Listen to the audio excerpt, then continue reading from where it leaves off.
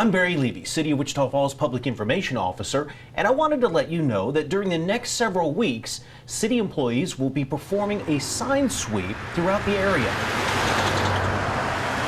Now, the sign sweep will involve employees from our Community Development Department traveling throughout the city, looking at signs located at businesses and homes to ensure that the signs are in compliance with city code requirements.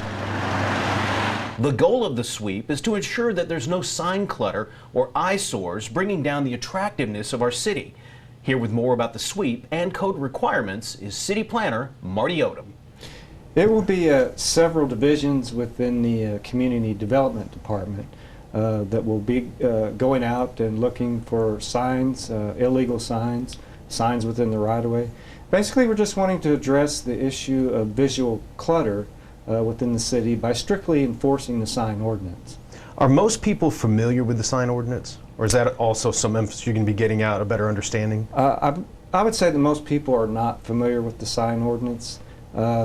Most business owners are probably not. Sign companies that are in the business of placing signs, most of them are familiar with it. But however, the individual commercial owner is probably not very familiar with the sign ordinance.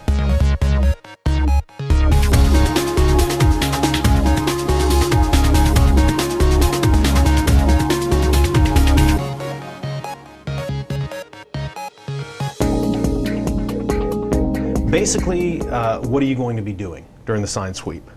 We are going to go down to major thoroughfares within the city, looking for illegal signs.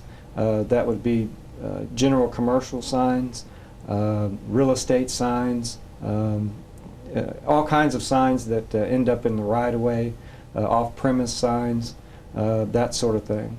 Are there fines associated with this, or are you going to send out a courtesy letter? Hey, are you going to knock on the door, go in the business, say, hi, I'm so-and-so with this particular department? We would probably start the enforcement by sending out courtesy letters to those individual property owners that do have illegal signs. And then you would give them a certain amount of time to... Typically, for zoning enforcement issues, we send a courtesy letter giving them 10 days to come into compliance.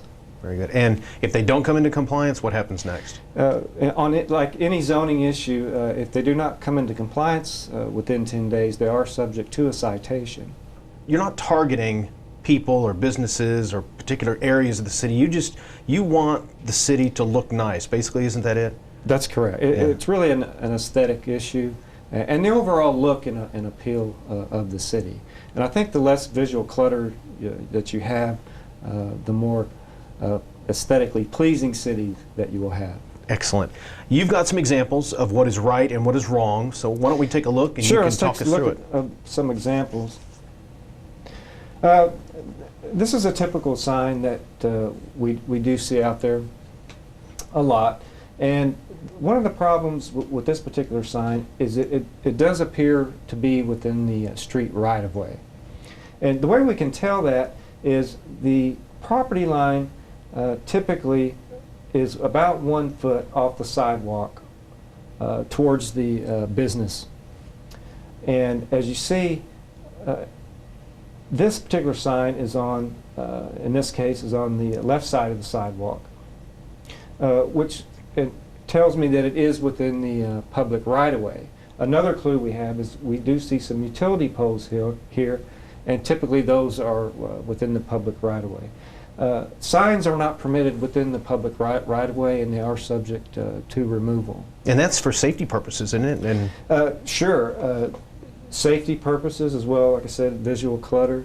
If you put it in a certain spot as you're leaving a particular business, if you can't see the oncoming traffic, that certainly is dangerous.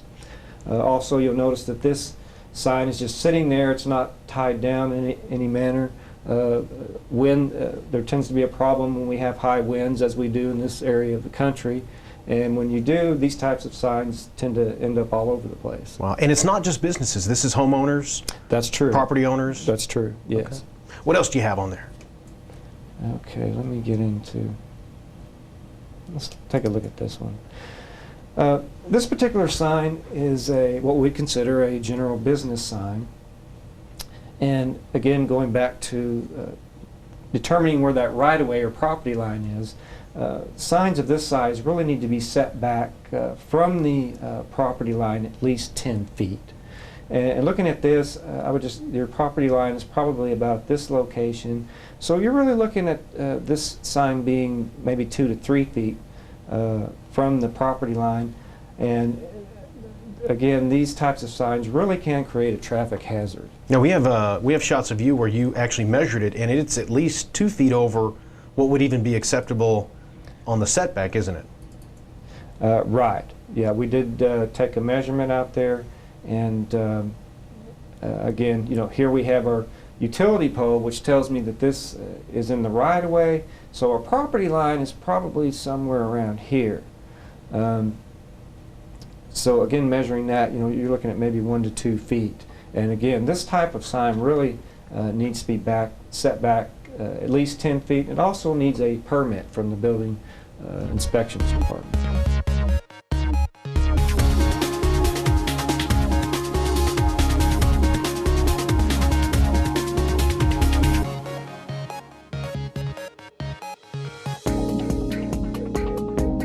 Here's another example of